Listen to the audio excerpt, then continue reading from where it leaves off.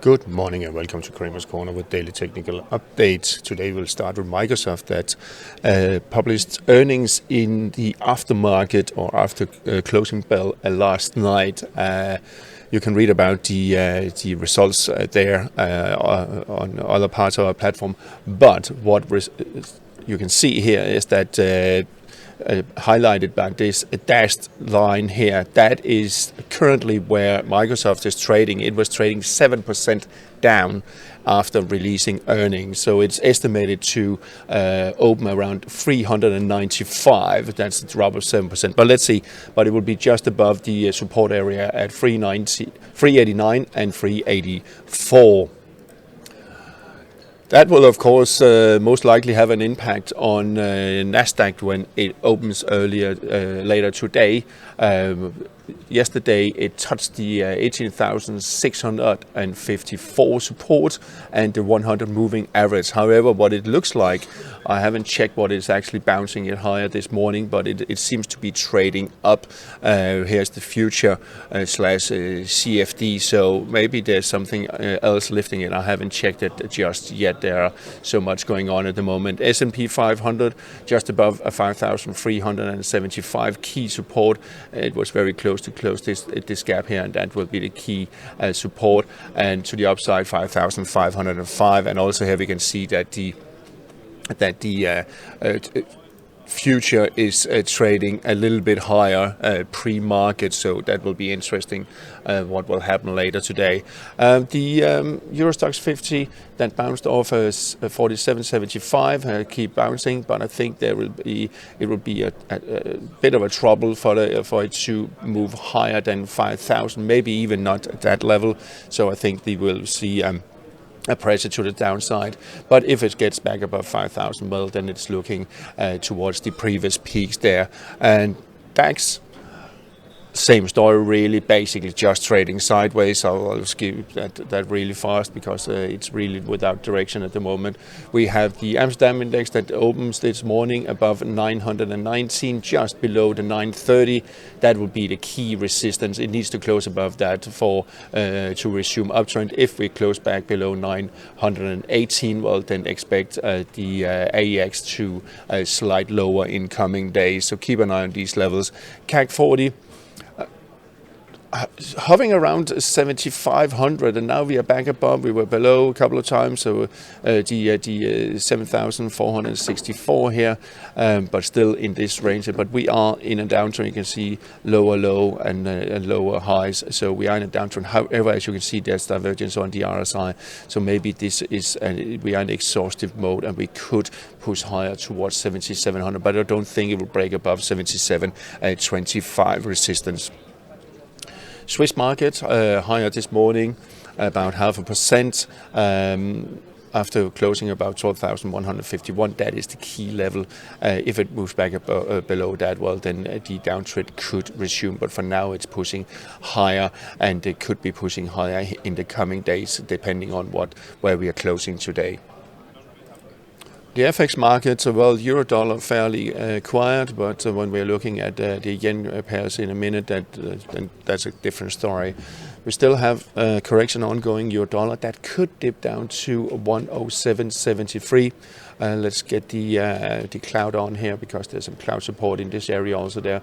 So down to 61.8, retracement at 107.73. I think we could dip down to that, but it will merely just be a correction because there's positive sentiment and there's no divergence unless the RSI closes below 40 threshold. At the moment, doesn't look like it. So we could see a bounce coming in if it takes out these peaks here or these spikes up here at the 108.70. Well, then expect the uptrend to resume. Euro sterling hovering around the 84.25 after being rejected at the 61.8 retracement. Just spiked above, then collapsed, and now we are trading here. So we are still in a downtrend, but let's see if it starts slowly pushing higher here. Maybe we can see another push towards 84.55, 84.75 maybe even. Otherwise, if it takes out the 83.95 level again, well, then expect euro sterling to resume its downtrend. Cable also in a correction mode, could dip down to the 61.8 retracement of 127.80.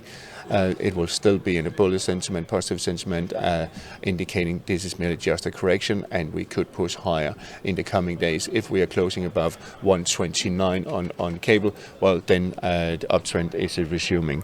Yen pairs really on the move this morning. The push yesterday failed to push above 100 moving average, also failed to push all the way to the 382 retracement. Sorry, the 38.2 retracement. And then the sellers came back in and has been hammering it through this morning, taking below key support and 151.85, 150.80, trading below that, and we could see a dip down here within the next 24 hours, maybe to 149.20. It is not the strongest support, but because we are below the 200 moving average, we are in a negative sentiment. There is no divergence, so we are really under pressure here on the dollar yen. Massive move here for the yen pairs. If it suddenly buyers come back in and push it back above 151.85, well, then maybe it was just a blip and a dip, and then we will try bouncing higher. But for now, this is what it looks like for a dollar yen. Euro yen, more or less same picture, got rejected at the 100 moving average for a second time. You can see we got rejected there, rejected again, and didn't get all the way up to the 38.2 retracement. I have removed it because it doesn't make sense anymore. They are absolutely obsolete, and we just went straight through the supports here at 164 and testing 162.30 key. That is key support, and if we can stay above that and don't close below it, then we could see a little bit of a bounce in the next 24 hours or so. But if it takes out once again 162.30, well, 160.38, there's some support around that 160 level down here. You can see from these peaks around dips here back here from earlier this year. So we are really in for a sell-off here on the yen pair. On Aussie yen, well, it's more like a double whammy. We have massive sell-off, went straight through the 99.90 support, below the 200 moving average, below this support, and the next one is around 97. I think if it dips down to that, well, then it's probably it for now, but we are very close to, you see we are down to RSI 16.8 and really massive oversold, but there's no divergence indicating we could see lower levels in the coming weeks. We have also sterling yen, currently testing the 193.38. We dip below, and there should be room down to 191.36 around that level, where we also have the 200 moving average giving some support. I think we'll see a bounce if we get down there. Also, you can see we have the RSI around 20, so we are a little bit oversold, but that doesn't mean it's over just yet. Aussie dollar, very close to its support around 64.70. I think it could test it here. We are negative sentiment, no divergence, so we should test it.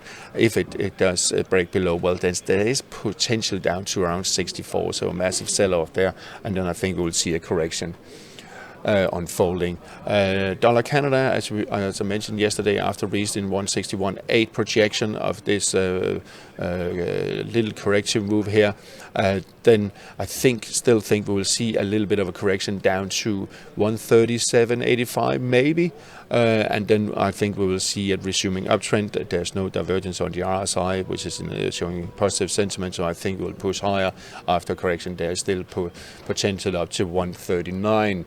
On the Swiss market, or the Swiss franc, that has bounced off a little bit, has again found support just around just above the 95 level.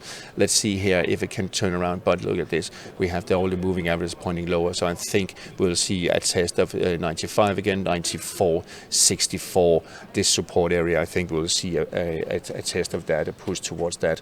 Then we have dollar Swiss. Not really much to say. We have this falling trend line here trading around 88. It needs to break above that for a correction higher, but we also have the moving average giving a kind of a pressure to the downside. We are in a downtrend, lower low, lower high, lower low, lower high, and so on. If we get a new lower low, taking out the spike down there from the other day at 87.77, well, then we're looking at 87.30, maybe even 87, and a close of the RSI below the falling trend line, the rising trend line here, will confirm that. We are in a negative sentiment, but there's also divergence indicating we are a little bit in an exhaustive mood, but that will be cancelled if RSI is closing below the rising trend line there. On the dollar index, a lot of volatility, but still in short-term bullish correction that could take it up to 104.85-ish, but let's see, it seems like it's been rejected here at the 50% and the 55 and 100 moving averages, and if it takes out, and let's just draw a trend line right there, if it takes out the 103.83, well, then I think we'll see downtrend resuming towards 103 and possibly lower. Gold is seems to be resuming uptrend after finding support at the 55 moving average, dipping just below the 61.8 retracement. Let's zoom in a little bit.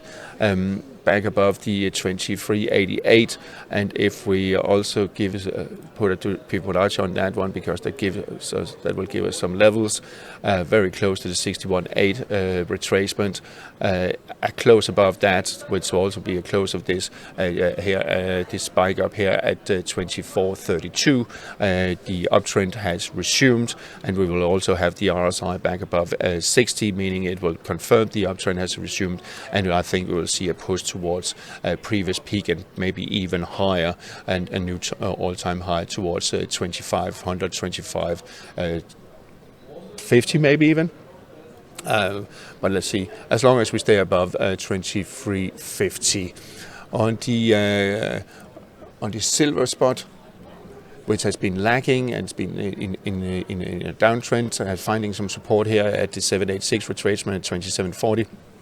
If it can close back above 28.65, well, then we could see a push towards the $30, and that will be the key level for a bullish move. But we need to close back above. We need to close it back above the cloud area. We need to close it back above the 55 moving average. A close back above $30. Then we are back in bullish mode for silver. On the copper front, seems like it's finding its support around the 403 and a quarter. We could have seen a dip down to 400, but it seems like buyers are coming in, lifting a little bit, and I think here in the next couple of days we'll see a push towards 428, 430 level, maybe 432, 432.90, where we have a bit of resistance. But if it can really get its mojo back, well, then there's a potential up to 445. If it takes out the lows from yesterday, expect a dip down to 396. On the WTI crude oil, seems like the 786 retracement is giving some support and a little bit of correction, possibly up to around $77.50. I think we are in a negative sentiment. There's no divergence, so we could see a further downside. We are below the cloud, we are below all moving average, so we are in a downtrend with potential down to 72.5, around that 72.40. But expect a bit of a correction. What is also interesting, this is actually currently a bullish engulfing. We will see at the end of the day, will it also materialize? It is in the making, so that will be a bottom of reversal pattern if that is the case also later today. Same picture on Brent, really, around the 786 retracement and a bullish engulfing bottom and reversal candle in the making. It's not just yet confirmed. It will be at the end of the day, so let's see about that. Then could get a little bit of bounce. Finally, on the US Treasury yields, the US 10-year, well, resuming downtrends below 4.13. I think we will see a push towards 4.34% here in the coming weeks. All right, that's all for today. Have a nice day, and talk to you again tomorrow.